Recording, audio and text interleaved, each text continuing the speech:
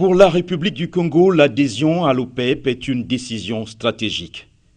Avec une production qui pourrait être portée de 330 000 barils jour à 350 000 barils jour fin 2018 et considérant l'importance des ressources prouvées du fond marin et du sous-sol congolais, l'État espère prendre sa place au cœur du cercle des décisions mondiales concernant le pétrole.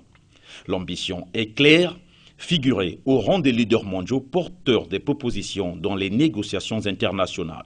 Mais on n'entre pas dans ce cénacle comme dans une ONG de secourisme. D'où l'intérêt d'une vraie stratégie de lobbying et de diplomatie active. Dès le départ, c'est le président de la République, Denis Sassou Nguesso en personne, qui va négocier les soutiens à la candidature du Congo en se rendant notamment chez un puissant du cartel, l'Arabie Saoudite. Soutien obtenu et affirmé. Ensuite, les ministres des Affaires étrangères Jean-Claude Gakosso et des hydrocarbures Jean-Marc Tchister-Tchikaya vont prendre le relais. Point de départ, Vienne, au siège de l'OPEP, où Jean-Claude Gakosso et Jean-Marc Tchister-Tchikaya déroulent l'offensive diplomatique du Congo.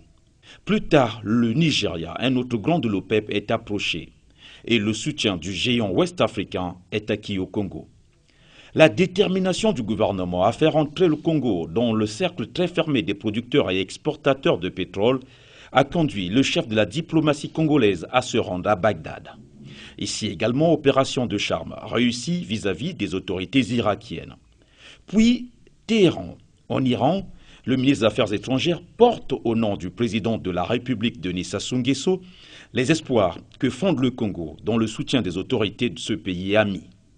Au total, un lobbying à la taille des enjeux de cette candidature permet au pays de se donner les moyens de prendre sa place dans la définition des politiques et les prises de décision au sein de cette organisation dont les États membres contrôlent plus de 2/3 des réserves connues de pétrole brut et fournissent environ 44% du pétrole mondial. Le Gabon et la Guinée équatoriale sont entre autres derniers adhérents en date. À Brazzaville, on croise les doigts. Décision finale ce 22 juin soir.